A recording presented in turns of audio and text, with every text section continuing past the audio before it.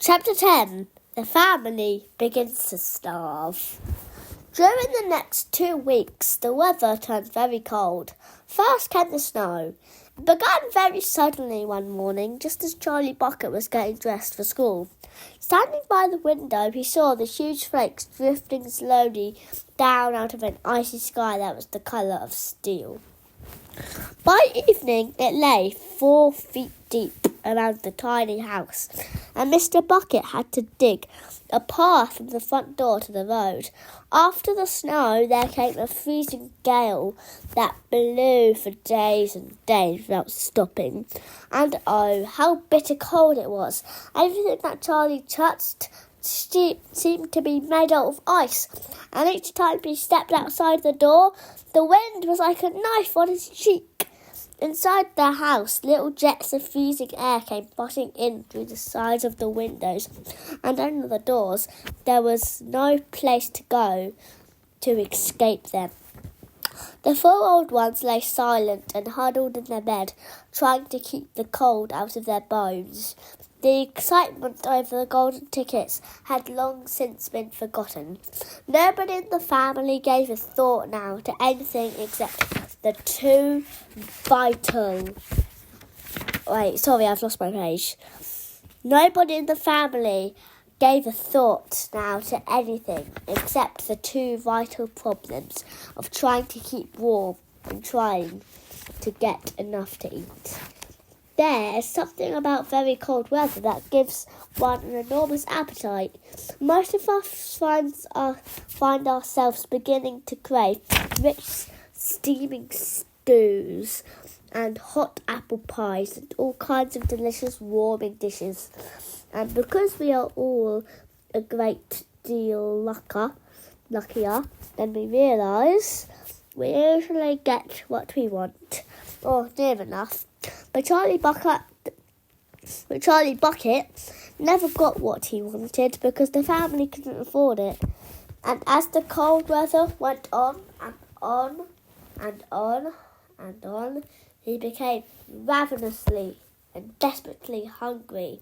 Both bars of chocolate, the birthday one and the one Grandpa Joe had brought had long since been nibbled away, and all he got now were those stinking cabbagey meals 3 times a day.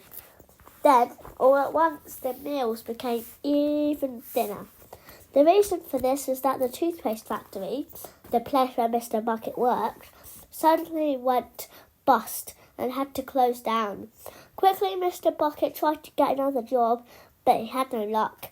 In the end, the only way in which he managed to earn a few pennies was by shoveling snow in the streets. But it wasn't enough to buy even a quarter of the food that 7 people needed. The situation became desperate.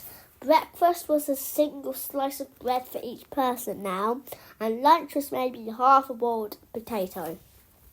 Slowly but surely, everyone in the house began to starve, and every day, little Charlie Bucket, trudging through the snow on his way to school, would have to pass Mr. Willy Wonka's giant chocolate factory. And every day, as he came near to it, he would lift his small pointed nose high in the air and sniff the wonderful sweet smell of melting chocolate.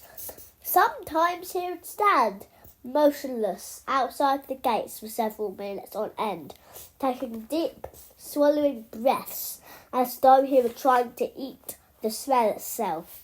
"That child," said Grandpa Joe, poking his head up from the blanket one icy morning, "that child has got to have more food. It doesn't matter about us. We're too old to bother with. But a grown boy, he can't go on like this. He's beginning to look like a skeleton." "What can one do?" murmured Grandpa Josephine miserably. "He refuses to take any of ours. I hear his mother tried to slip her own piece of bread onto his plate at breakfast this morning, but he wouldn't touch it. He made her take it back." "He's a fine little fellow," said Grandpa George. "He deserves better than this." The cruel weather went on, and every day Charlie Bucket grew thinner and thinner. His face became frighteningly white and pinched. The skin was drawn so tightly over the cheeks that you could see the shapes of the bones underneath it.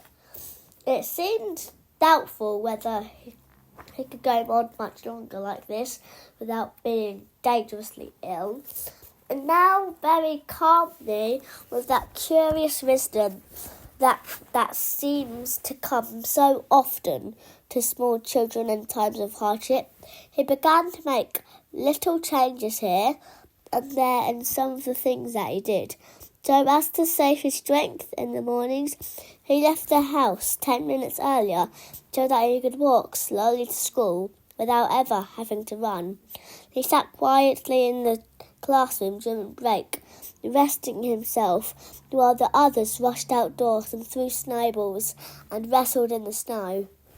Everything he did now, he did slowly and carefully to prevent auctions. What?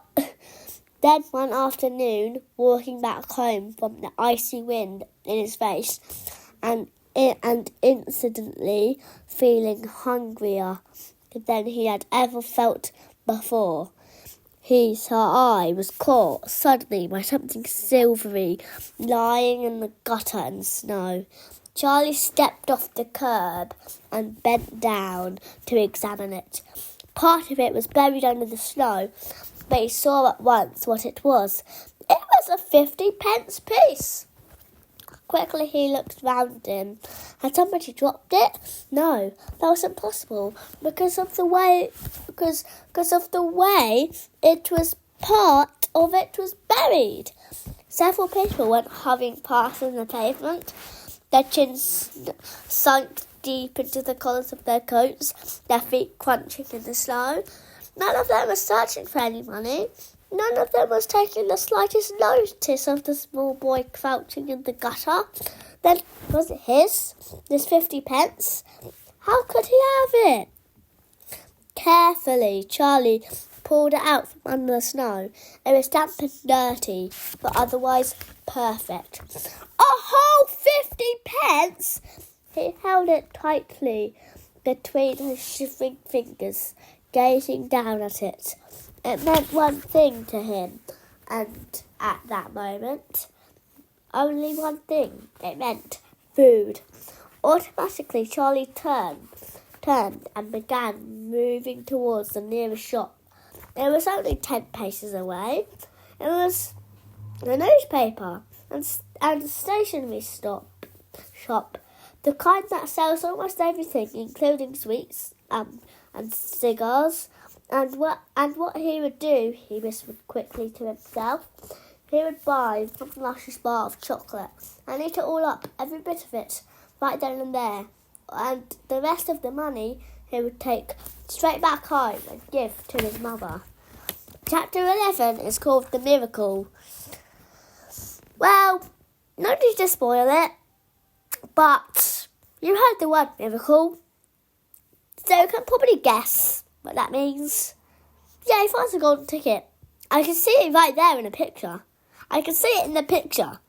There's a picture right next to the page, and there's a picture of a golden ticket. So, what do you want me to do? Oh yeah, by the way, if you're reading this book along with me, you probably don't see the picture. You might see like another picture, but I have like a re-release of the book, where there's like lots of different pictures. So yeah, if you're reading the normal book, you won't see the picture. But I promise you all the words are the same. Okay? Bye.